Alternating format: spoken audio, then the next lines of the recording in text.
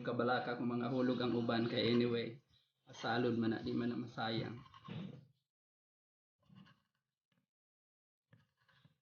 Butang ra na tanan. Kami kay ninik kahuman. Okay? Naana sa susulod. So kaning dagko ibutang nato ni tanan diri sa iyang palibot para promote natin kami nato ginger kay para ang langsa sa isda mawala yung langsa. Rota nato na. Ay kabalaka kay nang hinaw ko bago ko magtrabaho then have to squeeze lime or fish.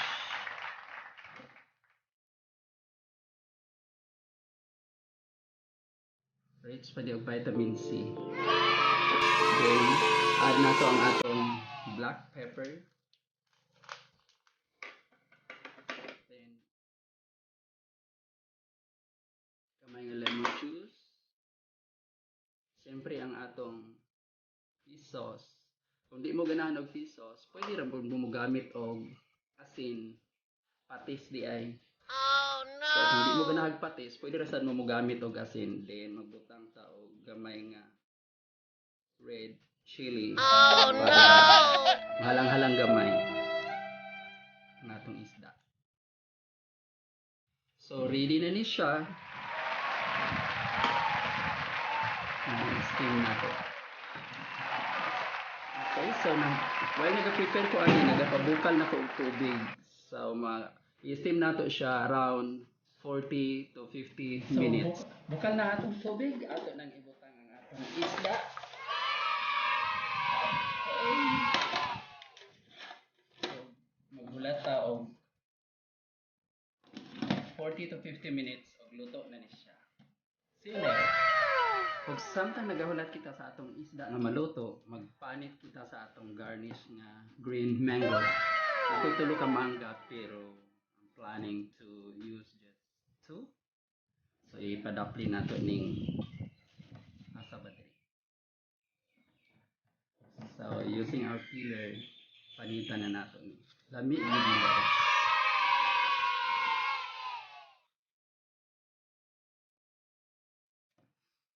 Humot.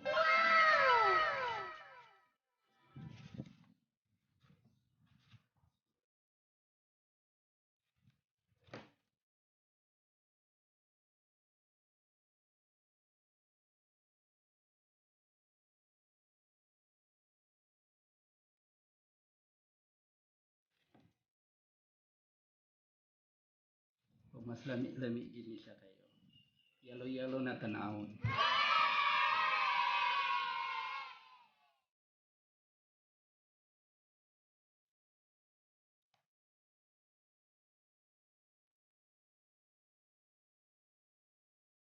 So tapos na nato siya panitan.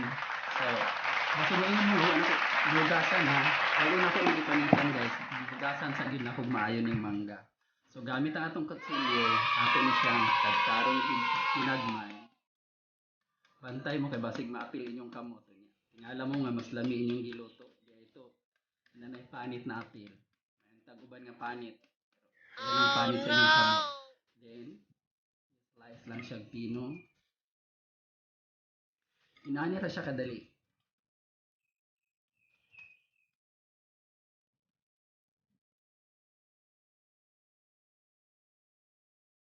Dili sa Thailand uso kay ang sumtam nga ginatawag. So murag inana ra pod paghimo. Kapayas ang ginagamit. Pero napoy sumtam nga mangga guys.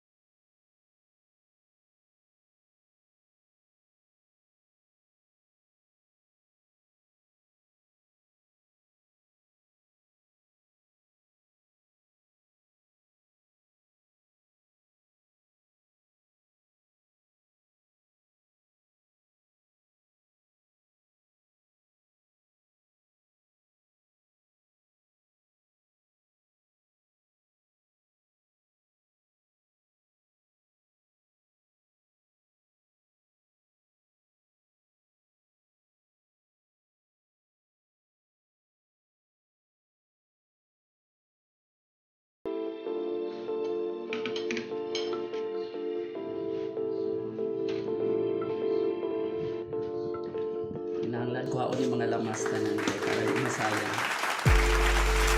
Nakuha na nato ito ng lamas guys. So ang sunod nato, kuha ko nato ng sabaw kay sayang ni siya. So iyago nato din sa atong isda ang atong sabaw.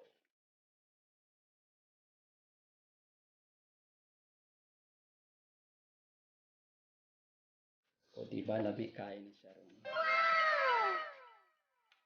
Mauna na siya tanan. O hulat to nato nga mabugnaw-bugnaw gamay. Kaya ato na siyang garnisan sa atong green mango. O ready na kamo kaon. Hello guys, may anak gid ang atong steamed tilapia. Luto naman siya. So ready na ta sa atong final step. O bawang atong pag-garnish sa atong red mango. Mag-prepare na nato ganina. So ato na lang ni siyang ibutang sa iyang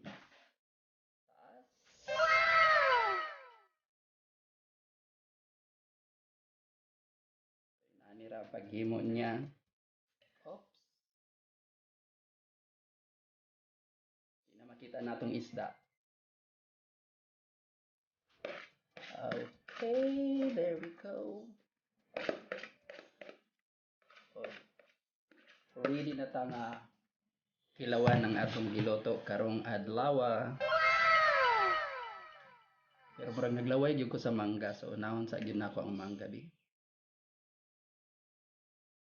Oh no! Lami kayong mangga.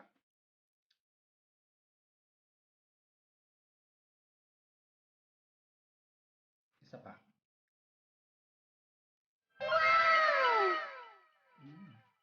Lami agi lagi.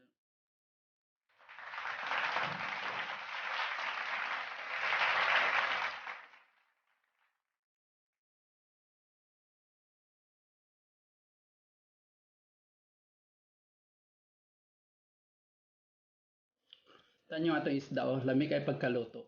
So perfect. Kainin natin siya.